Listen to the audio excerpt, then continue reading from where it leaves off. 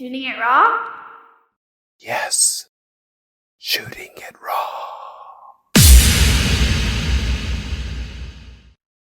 Well, I would say I feel like I have a challenging relationship with it now only because I have two little kids and you want to like capture it. It's like always a balance to me between capturing the moment and being present in the moment. And I feel like, especially with two little ones, it's really hard to do both. So I feel like my wife constantly has her phone out. So all of our pictures are of me and the two boys and not her and the boys. And I don't know if it's because there's so much that comes with the phone, right? Like it's impossible to pick up your phone and not have some sort of notification, whether it's an email or a text message or a bank balance or whatever, right? Like, so it isn't just picking up a camera. So I think that's a completely different thing. It's easy to get sucked in, but then also being like, I don't performative. I mean, that's kind of where photography is for me right now is with my kids. And I feel like making them perform to capture an image that is representative of what we're doing takes away from the realness of what we're doing. So I feel like that's a little bit hard for me now. I mean, I think always there's those images that you see that move you, but in real life, it's hard to see how to do both. And I feel like I'm so much more weighted now in trying to be present that I think I err on the side of not enough capture.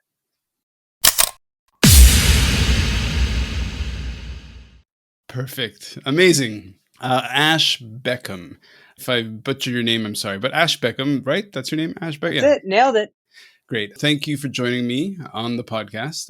Eventually, maybe tangentially, we'll get to address the question of, if life is a gift, how do we make every second count? I'm just going to get to know you. And I can tell right away from your energy and from your, let's just call it your personal brand, that you're giving a lot of energy forward, and I love it. Like, it's waking me up. Thank you so much. Good. So where in the world are you? I mean, I'm in Hong Kong and you are in?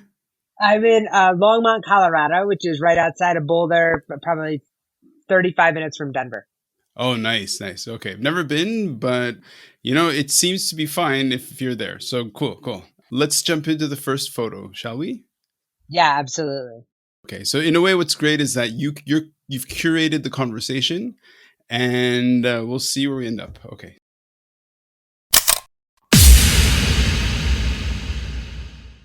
Oh, great. Okay. So the mechanics or the jeopardy of the show is that I don't look at the photos beforehand. So I don't know what I'm going to get, and I don't research my guests. And you're going to be like, who is this clown? The photo it looks like a book cover. At the top in black letters says Ash Beckham, and then Step Up in really big, bright white letters, and How to Live with Courage. Oh, How to Live with Courage and Become an Everyday Leader. Okay, and then what it is, it's like the person is like standing on a red, it's like a red painted pavement or something. But it's a red field, and you see somebody's feet. So they're like photographing their feet from above, and they're wearing black, I don't know, leggings, I guess, and white Converses maybe with white laces. So it's very stark. Like whoever designed this knows how to design a book cover. It's beautiful, very dramatic. You don't know me, I don't know you. How to Live with Courage and Become an Everyday Leader. You have no idea how much I connect to that. So, look, take it away. Oh yeah, well that was one of the most challenging things I've ever done was write a book. I was lucky enough that I did a couple TED Talks and they got traction online and went viral and was kind of launched into the speaking career. Oh, wow. And there, there's kind of this like route that it takes, right? Like your legitimacy maybe is rooted in whether or not you've written a book. And I like never, even though I wrote the speeches and delivered the speeches, like, it was almost like it was if you didn't have something to sell at the conference bookstore, were you as good as people thought you were, right? And so that didn't feel like a fit for me. Like I never considered myself a writer. People are like, well, if you do, a blog post every day, you've got 365, you like have enough. But I didn't want just words, right? Like, right. I wanted there to be a message. And so I didn't, I had this, I had a talk and it kind of pulled it out to like an hour long keynote address that I was giving at universities and corporate environments and conferences and Wow. all that kind of stuff. But I was like, how do you make that a book? And then I was around all these people in these environments that were like, and it was the kind of this tack from like living authentically, and it kind of transitioned to inclusivity and Hmm. authenticity being a leadership style. And so people would come up to me and say, "Oh, Ash, I loved your talk. It was so great. When I get a promotion, when I finish my degree, when I manage a budget line that is X, when I have this many direct reports, I can't wait to use your leadership style." And I was like, Okay. no, no, no, no. Like, that's not it. Like everybody, I would be in these rooms and I'd be like, who thinks they're a leader? And 40% of the people would raise their hand. And then I would say, who thinks the person sitting next to them is leader? And everyone would raise their hand, right? It was like a Hmm. self-perception issue. Ah. So the book was kind of this way, I mean, twofold, right? Like that anybody from like the C-suite to sit in the bench on the fifth grade basketball team, right? Like you can lead from exactly where you are. And then to bring in these ideas of authenticity and humility and empathy and courage and grace and these ideas that like every situation for you to be a leader, you kind of have to select what type of leader you want to be. Like it's always authentic. They say whenever if all you have is a hammer, everything looks like a nail. But if you have Hmm. all of these tools that you can draw from, you can almost like curate this recipe for this situation to be the leader that you need to be and that you want to be in that situation. And so that was the impetus of the book. And that, when I kind of came to that point, I was like, okay, I can write about that. Hmm. Like Hmm. that feels impactful. That feels meaningful. That to me isn't like words on a page. It's like a recipe book kind Okay. I invite you to take a breath. That was amazing. That was great. of. Okay, so in my history, for 15 years, I worked with Po Chung, who was a co-founder of DHL. So DHL is a global courier, and when I met him, he always spoke about leadership in a way like leadership to him was very present. Like it really talked about leadership as a thing, and that was the crux of most of the work that we did. So when people imagine like because we're in a more corporate business setting, like when people and here's a guy who arguably was the leader of Asia Pacific arm of DHL, which is just humongous. Yeah. Yeah, just humongous. And so when I talked to him, so part of what my role was to do was to help him write books and to figure out how to articulate his leadership philosophy and tips. So we would say that leadership is kind of like it's a distributed network. It's like a scaffold, right? So instead of the idea being like a pyramid where everything leads to the top and it's command and control and top down. So there's one leader at the top, capital L. But no, it's more like every day we all have opportunities to lead. It's like there's this vacuum that we step into. So I'm sorry. I saw your book. It's your fault that you got me all riled up because how to live with courage and become an everyday leader. Yes, 100%. Yeah, I love it. No, and that's amazing. And to think this, I love the scaffolding analogy just because nobody realizes, I don't think, not many people realize that the freedom that comes to the leader when they don't feel like they're at the pinnacle. Yeah. You know what I mean? Like, I think it's a mental adjustment. I think you have to check your ego for sure. But Hmm. when you do it and you see making the people and scaffolding and supporting the people around you to be better and grow to the greatest of their ability, is when you are doing your best. Yeah. And that reflects well on you as opposed to someone taking your job, someone taking credit. Like all of that stuff goes out the Yeah. window when you see your role as a supporter. So I've never heard that analogy. I love it. Well, so yeah, so the idea also is like on a scaffold, and like if you've been to Hong Kong or to Asia, Yeah. they'll have a building with this massive scaffold out of bamboo, right? It'll go Yep. up 100 stories, and the idea is that at any point on the scaffold, you can have a crisis or a decision point. Like somebody needs to make a decision there and then, or else the whole thing could come down. So if they have to kind of go back to the boss each time, that creates a real makes the issue worse. So like in with Hmm. DHL, each courier at the spot had to be a decision maker, had to show leadership or whatever. I'm not doing this to insert. I'm doing this to feed what you're saying because Of course. you have no idea the fireworks. I love it. Okay, so how to live with courage. So speak to being to living with courage. Well, I think it's being comfortable being uncomfortable, right? Like, I don't think you get rid of fear. That's never the point. Like, I mean, I've spoken hundreds, if not thousands of times, and every time I still get a pit in my stomach before I go. It's manageable, but for me, that's kind of my check of like, okay, if I don't have that, I'm either arrogant or apathetic. And those are Hmm. two things I don't want to be, right? So I think it isn't the elimination of fear, but the ability to feel fear and act anyway, to me is what courage is. And so being uncomfortable, being willing to be uncomfortable is critical. Like that's the only way we grow is to kind of break it down. And like, that's the thing, exactly what you were saying with the couriers. Like, and I worked internally at UPS when I was in college. And so I feel like I have a very limited Mm. scope of that. But you also like to give that control to people, you have to have room. You have to allow them to make mistakes. Mm. Like they have to be able to screw up and make their best call. And then the answer isn't you made the wrong call. It's getting information.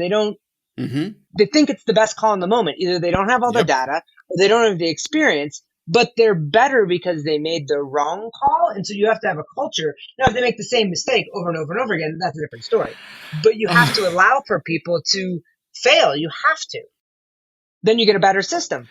You can yeah, listen, for 15 years sitting with Poe, talking about this stuff, listen, that's exactly what he was saying. So for example, in our language, it's this thing, you have to have a culture of trust. So if you can trust that you're allowed to make mistakes, as long as they're not moral mistakes, you're fine. But you have to tell everyone. Mm-hmm. When you have that pit in your stomach, it's like you internalize or read that pit as fear. Mm-hmm. So you need to have courage to push through that. So I love the idea that, and I didn't come up with this, but the idea that, well, what happens if if you reinterpret that pit not as fear but as excitement? It's like, oh, I'm about to speak Mm-hmm. in front of 1,000 people. What I feel right now is super excited and holding, like I'm jittery and whatever. Yeah, definitely. And I think there's just like, to me, it's less even fear, but like a mindfulness of the weight, right? Hmm. Like that there, and to go back to the trust piece, like I think there is a weight in trust, right? People are trusting that the message I have is impactful, that I'm going to Hmm. leave people better than I found them. I am trusting in myself that I can deliver that message, that I can read the room, that I've done my homework on the audience to make sure it's most applicable and relatable for them, Hmm. right? Like there is weight in that. And so there's like the stress of the positive outcome, right? Like you want it to matter. Right. You want what you're doing to matter.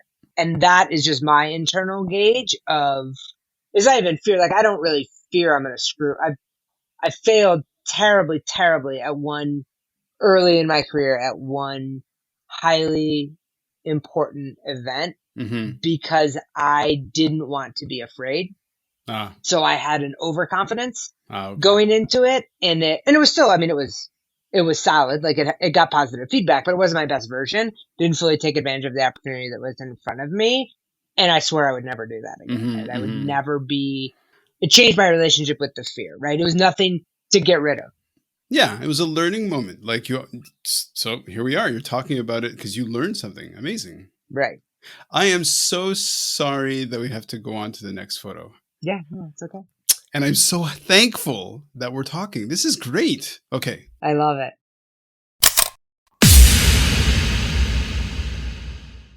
Boom. I want to say hard left, not because. Sure. So in it is, okay, so I've described it. The light is perfect. So it's like sunny outside, really beautiful. I'm going to talk about the background first. So the sky Okay. has a few wispy clouds. It's a nice bright blue. I can see maybe the hints of a beach, maybe like the ocean far off, and some like rocks. I mean, if you've been to Nova Scotia, it kind of looks like Nova Scotia. I'm Canadian, so that's how I can see it, say it. There's like salt water. Look, all of that is fuzzy. It's in the background. In the foreground are four people. This is like the fuzziest, warmest photo. On the left is a woman with a boy on her shoulders. On the right is another woman, which I think is you, because it's the same Hmm. hair, Yeah. holding another smaller boy, kind of looking through the whole thing. This looks like a family photo, Yep. and everybody is just radiating. Sweet.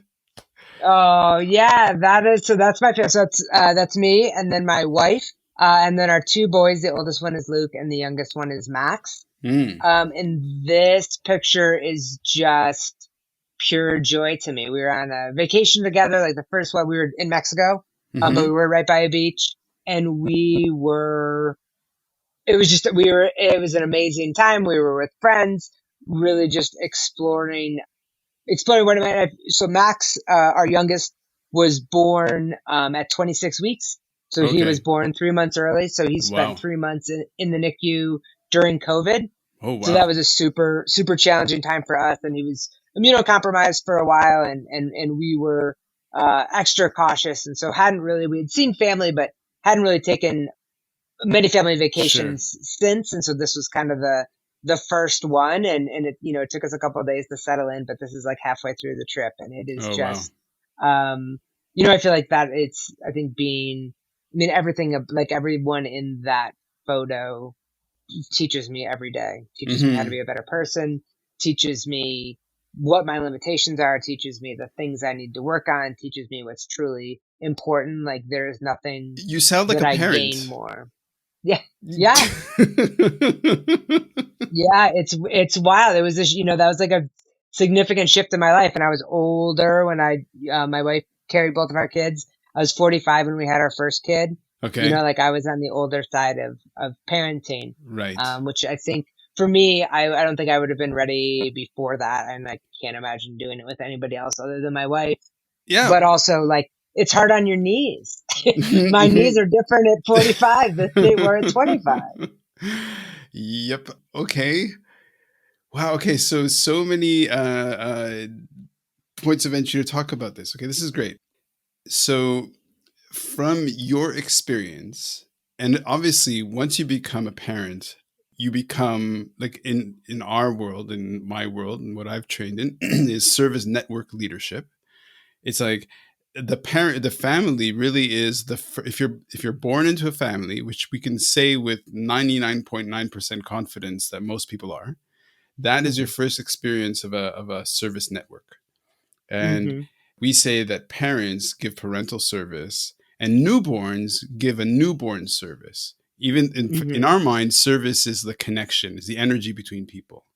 So your son, who was very young in how what's his name again? Sorry, Max. Max. So even when Max is a newborn, born premature, even that is, in a weird way of thinking about it, offers a kind of service, and that cements the beginnings of your relationship because he, of course, will not remember any of that, but you do very tangibly and palpably, and that feeds how you connect with him. So no question. Take it from there. Like, what did I say? Just mean. What does that mean to you, and how do you connect it to the bigger picture of what you're trying to communicate? Yeah, well, it's so wild, when you said, how do we, it is every moment a gift. When he was born, it was a really scary time for our family, and was he going to make it? And it's unexpected, and Luke had gone full term, and so we didn't really expect this to happen, and it happened very quickly. Hmm. Um, and it was, it had a positive outcome, but there was something that felt very tragic about it. Oh, for sure. Um, Again, my wife carried both of our kids, and that last 3 months is pretty formative in that bond Uh huh. between the birthing parent and the child, right? Like that is, you can feel them. They're moving around. It's constantly present. It's like, there's like something there, Hmm. and that was taken away, Oh, right? okay. Which is hard, Yep. obviously. For me, and I recognize that, and I appreciate that, and I acknowledge the challenges that is for my wife. For me, I got like an extra 3 months with our kid, Right. right? Like, as I was there in the NICU. I held him every day. He couldn't exclusively breastfeed, so he was taking a bottle, right? Like, so Hmm. there's this moment in those 3 months that for me was significantly different than what it was like. I was in this very supportive role when our first kid came because we didn't know what we were doing, Mm. and like, you know what I mean. I was just like running support, doing all the things. But the second one came, and we were both fully in it, Yeah, and yeah. it's like what was taken from her was a gift to me, and like Right. his resilience, his just obviously he had no choice, but there was nothing he could do but be, Yeah, of course, of course, of course. so that was so informative to me Right. of like how to be, who to be in that environment. It was, and he certainly wasn't. I mean, you can't even like use the word selfish, but it was just this very beautiful example of the only thing he had to do was take care of himself the best he could, No, of course. Yeah, right? of course. And I feel like in all, like, the connection that we had was so fundamental in that I never would have had he not come early. Hmm. So it's like, I mean, I guess wishing it over again, I Hmm. wouldn't want him Hmm. to, but I am so very grateful for Hmm. that time that I had that I never had with our other one. Right. I think when you have children, of course, it's hard not to focus on the birth, right? As parents, and you focus on the birth. But I think once you become a parent, you realize, oh, wait a second, that's just the start. That isn't even the introduction. That's actually, and from my experience, it's like every single birth is, some people would call it a miracle, but every single birth is its own drama, is its own like unbelievable standout moment, right? It's like, it's not Luke, right? Luke is her first. Yeah, It's not like Luke's birth was just like, oh yeah, what, it was fine. It's just a birth, whatever. It's right, just, of course, it was totally different, but obviously both experiences taught you so much, which is right. fine. Now let's pull back and say, okay, how do we distill that into something who's listening, so that it's not just like a touching, very touching story of survival and how your family came to be, but how can we generalize that lesson for somebody? Yeah, I mean, I think that it is being very mindful of which relationships, regardless of who they are, like the relationships that really ground you, right? Mm. Those relationships, those handful of people, and this could be, and I feel like I've had this relationship with my parents. I've had this relationship with friends. Like, I come home or go home, I walk upstairs at the end of the day, and my kid doesn't care how bad I messed up. Hmm. Like, Hmm. there's like an unconditionalness and an acceptance about that. And I think those are the relationships that we really root in, Sure. and the ones that we draw from, and I think also that we have to nurture, right? Like, I Hmm. think those Hmm. are, and I think to always see the reciprocity in our relationships, right? So even in a work environment, right? Like, to be able to know that you are all that never goes, it's never a one-way street, right? It's always two-way. Like, it doesn't matter where you are on the org chart. My position is always that I have something to enrich you, and you have something to enrich me. And I feel like Hmm. that's my same relationship with my kids, right? Of like, you have to know that that goes both ways. And a lot of times we get in that like top down, like you were saying. Yeah. Let's pause for a second. I have a cat that's freaking out in the background. I don't know if you can hear it. Just I what's did. I wondered. Yeah.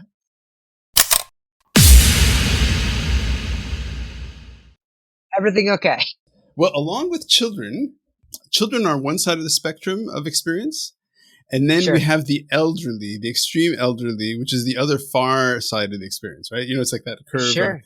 So he was wigging out, like total. Like he's very old, and he was just wigging out because he didn't have food. It's just like you're Yep. gonna be okay. You're fine. Before we're so rudely interrupted. Okay, off to Mexico, being a parent. How did you end up looking at leadership and looking at courage and looking at this being your world? Like, where did this come from?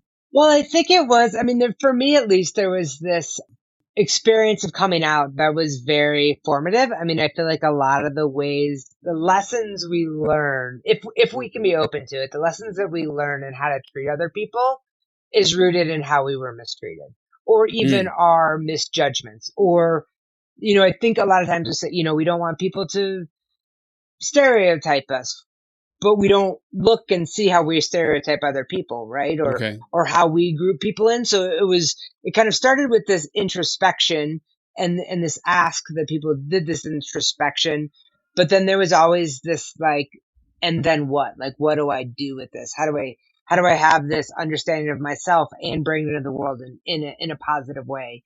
And ideally open it up for other people to be able to have a similar experience of self-awareness and connection, and to really kind of root in empathy and have the inroads of that connection be vulnerability through sharing our own stories and not the times. And that to me is like such a huge leadership piece. Like, I don't want to know when my boss won the award, right? Like, I want to know when my boss screwed up and what they do about it. Like that. I think seeing that realness in our leaders is what makes it relatable. But I think so many people have a fear of that. So I think it was kind of this road of starting to do these talks and sharing my story and having that be giving people permission to have uncomfortable conversations through this lens of empathy, through this lens of nobody's going to judge you for saying the wrong thing, because what's worse than saying the wrong thing is saying nothing. Like, I know if you're trying to be an ally, I know if you're trying to understand it better. So that was kind of the lens to get to the point. And then once you figure that out, I think the step to leadership is in being an active participant in changing a culture where that's the expectation, not just a single team or a single interaction or a single relationship, but that's the expectation within the entire organization. My Yeah. daughter now is wigging out. This is They just take turns. That's all okay. right. Hold on a second. Look, I know it makes me look like a real clown. No, no, no. You're good. I get it.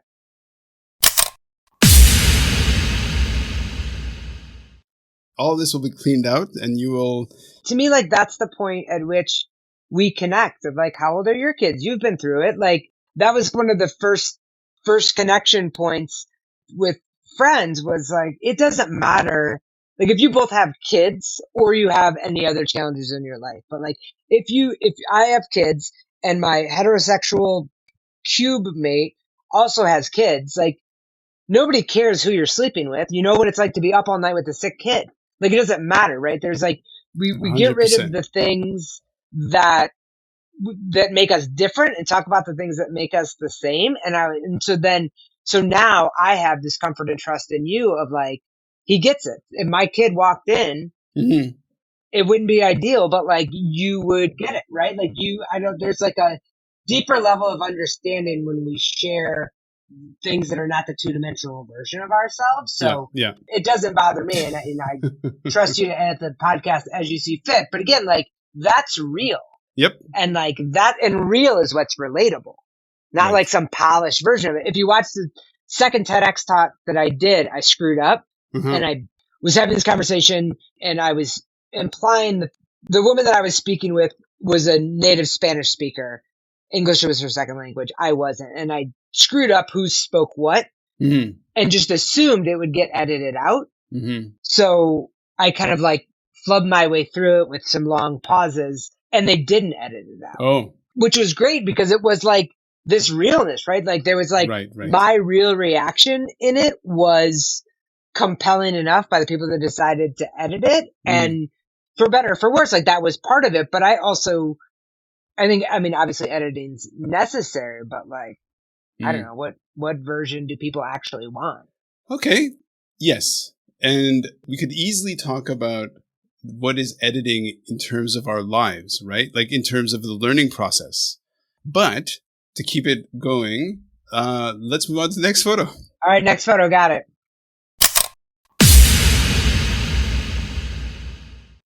Potato sacks. Okay, so it's a photo of two people in potato sacks. It looks yeah. So on these like this wire little frame is this yellow sign and it says potato sacks. And on the left, is that you on the left with the Yep, sunglasses? Okay, yep. just holding up a potato sack. You're standing in it, and on the Hmm. right is a gentleman wearing a green shirt, white cap, white shorts or pants in a potato sack as well. Both of you are kind of smiling, kind of like almost sheepish. Yeah. In the far background is the porta potties and these beautiful large trees. You're in a park. The grass is like this beautiful, high, lush green, but very short. Sorry, high but short, sort of clover style, nice grass. Nobody else is in a potato sack, so it's just you two. There doesn't seem like there's anybody around you guys. So, what's this story? What lesson are we going to learn from this?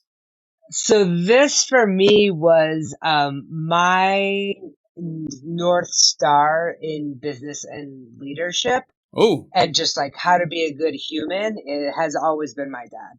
Like that that's your is dad. just that's my dad. Oh, sweet. We have a family business that runs girls fast pitch softball tournaments back in Ohio. Oh, wow. Um, so it was yeah, so it was a he was a serial entrepreneur his entire life, retired. My mom was also an entrepreneur. She retired a little bit before he did. And after 6 months, she was like, you need to come up with something for your dad to do. Mm-hmm. We've been married for 45 years and he's driving me crazy. You got to get him out of the house. And so he had coached me, had coached my sister, and then continued to coach. Was a really good softball coach. And I don't know, I've never met anyone in my life that has ever been more interested in fun than my dad. Like it Aw. is, that is just what drove him. He was like always goofing around. He was just like he just, everything, there was nothing that shouldn't be fun. Mm-hmm. So he would always just follow these crazy ideas. He'd be like, wouldn't it be fun if dot, dot, dot. Uh, So he created this thing at the softball tournaments, and these are like big. I mean, these are 200 team events. Like they're oh, big wow. events. Wow. And he would be like, you know, what would be really fun is if we had this area that the kids could just play and do things like hula hoop and potato sacks and whatever. And be like, Dad, why do you have to make it harder? Like it's already hard enough. Why do you have to continue to make it harder? And he be like, well, because it's fun. Like who wouldn't want to do that? Oh, So we had nice. finally pulled it off and like got so that was just he and I in one of the little stations that the kids could do Mm-hmm. was potato sacks. So he yeah, that was it. And then 6 weeks before my oldest was born, he had an aneurysm. Oh, what? And never and he was on vacation with my mom, had an aneurysm. My sister and I went to go meet them on vacation, and he never woke up. So that was right before yeah, like, well, at that point, it was like a week. So 5 weeks before my first son was born. Oh, So man. and he has my sister has two daughters. So we had two granddaughters, but never had a grandson. And Mm. we were from a family of two girls and whatever. So Mm-hmm. now I Mm-hmm. still run the softball tournaments in the summer. Wow. Um, my mom and I do, and it's a really great team of friends that are like family to us that we run them with. But that was one of my, I think, business of like going back and kind of surviving, Mm-hmm. going back the year after that happened. So it happened in November and our events are in June and July. And like having to learn on the fly, I think was important. I mean, there's so many, I can go on with this one forever, but there's so many lessons in that, right? I mean, I think the first one, the biggest one was I remember going back and like for the first time and we had done it together for 10 years at that point. Mm-hmm. And for the first time, it wasn't fun. And I Uh-huh. didn't like, I knew that, no, you can edit this part out. Um, I, I was in charge of logistics and making the thing happen. And he was always in charge of keeping it light and keeping it personal. And he left and that was gone. And I knew that it was equally as important for me to center that joy in the experience because that's why people came to our events. I mean, they were good and they were well run and they were organized and all the things. But at the end of the day, like your team could go 1-4, but if you got to sink your coach in the dunk tank, you Mm. remembered the event, right? Like Mm-hmm, that was like mm-hmm, we had mm-hmm, dunk tank, like that was it. And so my role wasn't just to continue the events; it mm-hmm. was to continue the culture of the event, and Yeah. then that was on me, Mm-hmm. and that was a privilege, not a burden. Of course, of course. And how do you embrace that, right? Like, how do you do all the things? Like, I don't know. I don't think I realized, I think I took for granted Mm. what he did because as he, I mean, he pulled away slightly as he got older in like the nitty gritty pieces of it, but it just spoke to me of how your energy, one person's energy, especially somebody who's making the calls, but sets the tone Yeah. for the Yeah. staff, for the event, how contagious that is, and that it wasn't just X's and O's, Mm-hmm. and that was a formative change in the breadth of what leadership looked like to me. Uh, um, Beautifully said. And these conversations, doors get opened and we just sort of waltz through and come in and we've just met and the sort of the platform or the foundation is set of leadership with courage. And so the idea of like sharing this part of who you are and your experience with this really sweet photo, potato sacks with your father, and then showing and sharing that vulnerability because of having that moment of because this is your life. So when you're talking about this, it's not this antiseptic thing. This is part of who you are in the same way that he is part of who you are, and running this event for all these kids and talking about it just brings you back, is what makes it real. So this idea of setting the tone and leading by example, and which you are clearly doing by sharing this. How does that influence you as a speaker in that when you go in and like so right now you're very comfortably being able to channel and access that real and not hide from it, which takes courage, right? Because many people would be Mm-hmm. like, oh, I don't want to look whatever, or sound whatever, have this artifice, but be really authentic and genuine. So obviously, who you are is an extension of who he is and was. And Mm-hmm. so, how much of what you talk about were lessons that you learned from him? Took a while to get there, but there's the question. Yeah, no, I mean, I feel like so many things, and it's like, versions of it. I'm sure lessons that I teach my kid, you know what I mean? It's Hmm. like, is it the exact same story? No. Is it like the moral compass that I've had my entire life? The concept of hard work, like all, to find the joy, to do the silly thing, to push the envelope a little bit, to maybe not always follow all the rules, like that is it, and that Hmm. is I feel like is a huge responsibility for me. I also feel like there's certain parts of me to be a speaker, to establish trust, in the way that we talked about in the beginning.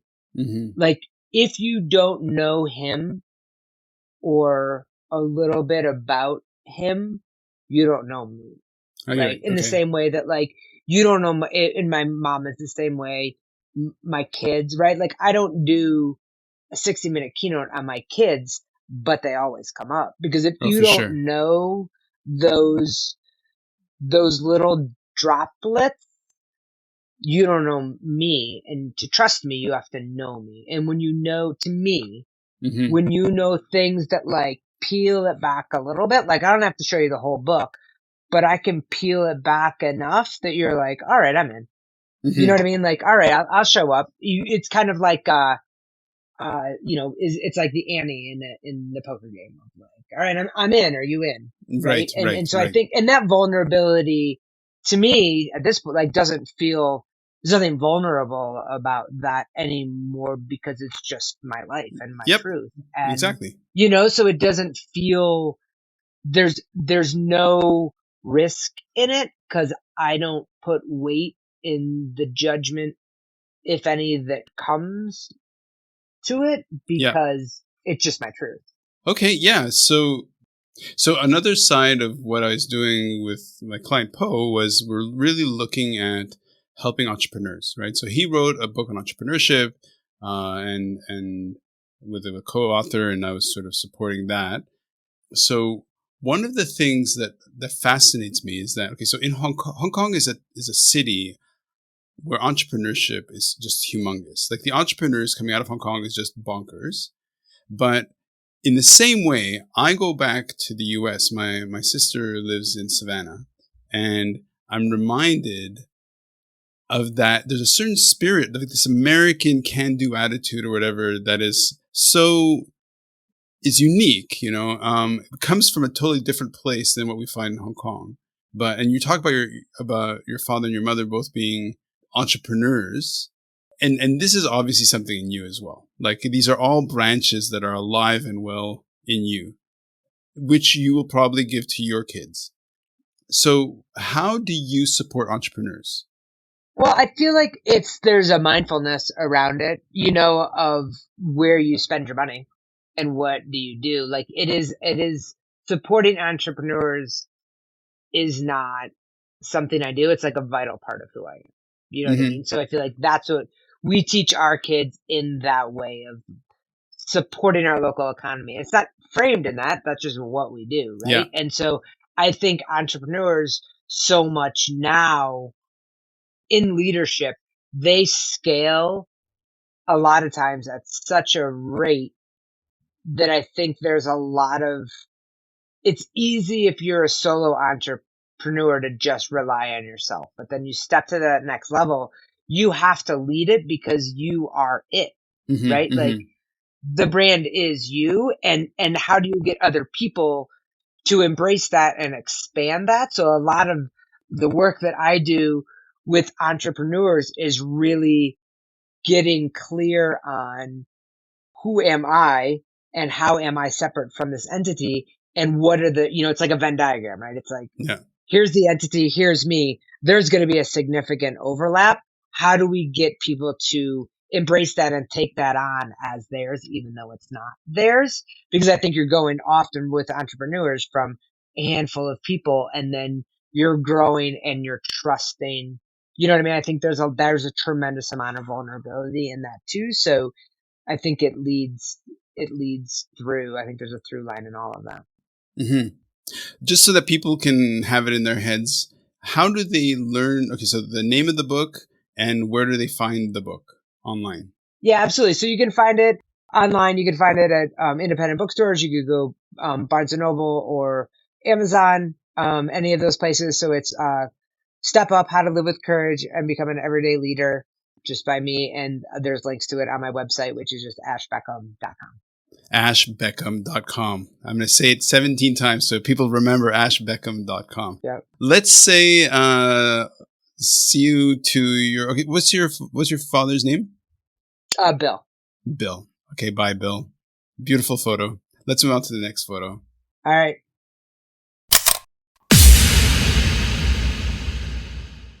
so this is your life, and you kind of, when the anchor of the photo has one, two, three, four, five women together in what looks like a cave with the light in the background on the walls.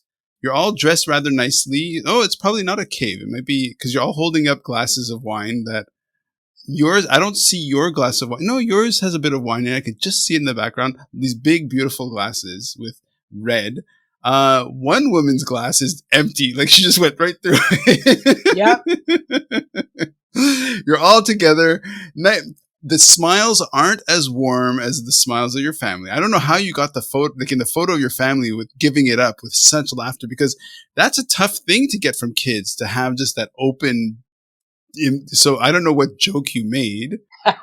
Like that is missing a little bit from this photo, because this, you're all together. It looks like colleagues together in maybe a wine cellar. Sweet photo. Bunch of friends together, maybe colleagues together. What's this? So this is my bachelorette party with my mom, my sister, my aunt, and my cousin. Okay, well, okay, this is okay. So totally not what I was expecting. Who is your mom? Because you all look the same age. It looks great. I know my mom. So my mom is. I'm trying to see. I'm trying to think of the picture. I'm trying to get an image of the picture that I sent. Is there someone with glasses on? Yeah, yeah. That's my mom. Okay. Yep.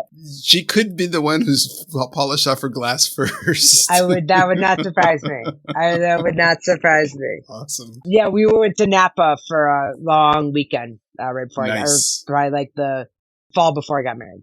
So so how long ago was this photo? We got married in 2016, so 7 years ago. Okay. Okay. So the immediate question is why? Like, what can we learn from this? Why put this photo here? Well, it's for me, it was just strength and resilience of those women. I just grew Mm-hmm. up in an environment where these were the most formative, for better, for worse, the most formative people in my life. And so that was, and we had been through some challenges and like continue to go through some challenges, but I think there is just this connection and this safety that exists in this space and Mm-hmm. this honesty and like a place where you could have some hard conversations. Mm. This group of women, we would always, and my grandmother, my mom and my aunt's mom and I were super close.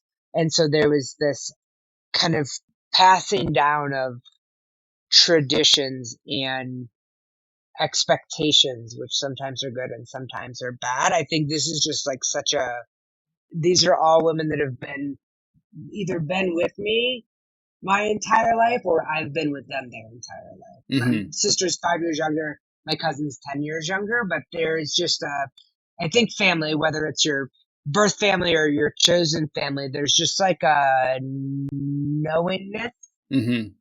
and an acceptance that is there that I think is again it's the roots. It kind of keeps you grounded. It doesn't Mm-hmm. let you get too ahead of yourself. I think Sure. there's always accountability there. You know what I mean? It like Mm-hmm. keeps you in check in a lot of ways. Yeah. Also, biggest supporters, biggest fans, the ones always cheering the loudest, Yeah. and it's also you gotta like unload the dishwasher after you play Yeah. in the championship game kind of Sure. deal. Only because I can, like, as I'm listening to you, I'm trying to make connections to this notion of leadership, leading with courage. Because in the sweetness of the photo is also that you're all together because you know one another, and in a way, I think it's you're all holding each other. There's a big sort of Mm-hmm. group hug feeling, and Mm-hmm. there's no way of knowing who is the focal point, in a sense, Mm-hmm. of the, Mm-hmm. is it, the woman on the right, the woman on the left, the woman in the middle, you in the back. You're all equally present. Like there's no hierarchy necessarily. So if I try to read this through the lens of leadership, of leading with courage, how would you address like a teachable moment if some when where somebody doesn't know, it's just like it's a group photo of you in the cellar drinking wine.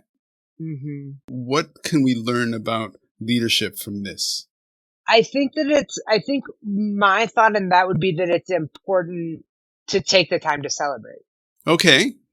to take the time to acknowledge the small accomplishments. And certainly me getting married was not a small accomplishment, but there was a presence of all of these people coming from across the country to bear witness and celebrate that moment. And I Hmm. think that there's so many times that we stumble, or that we have all these small finish lines. It's almost like in business, you never get to the final finish line, right? There's Hmm. the new deadline, the next thing.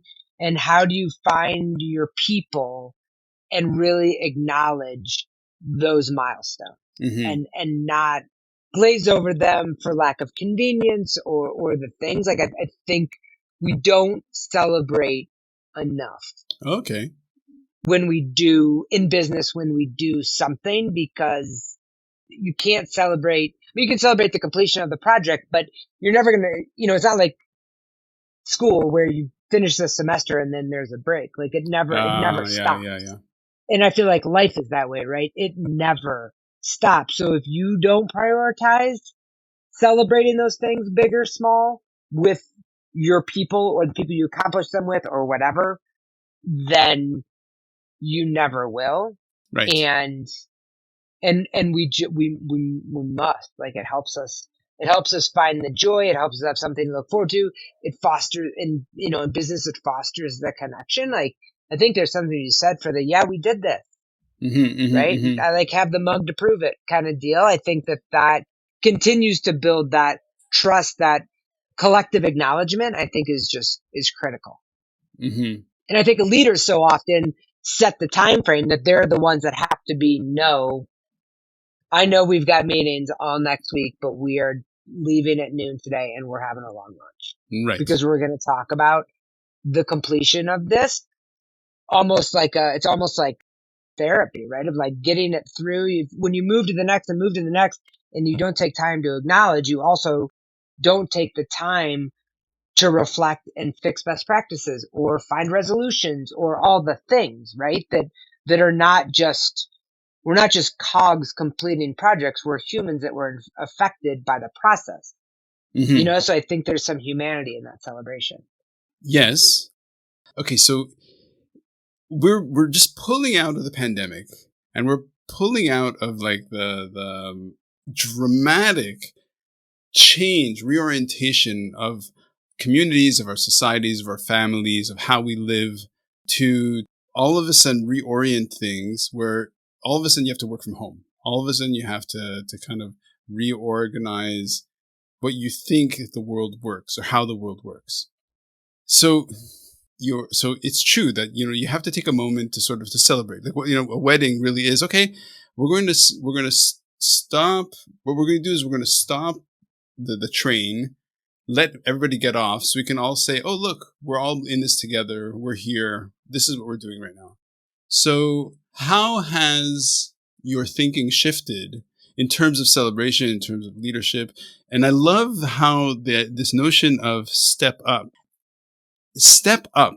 as their title is the kind of the culmination or the core idea, and you've got the feet, and then you've got your sons who as they are born and learn to walk and learn to talk, these are fundamental things about being human, bringing together leadership and celebration and stepping up.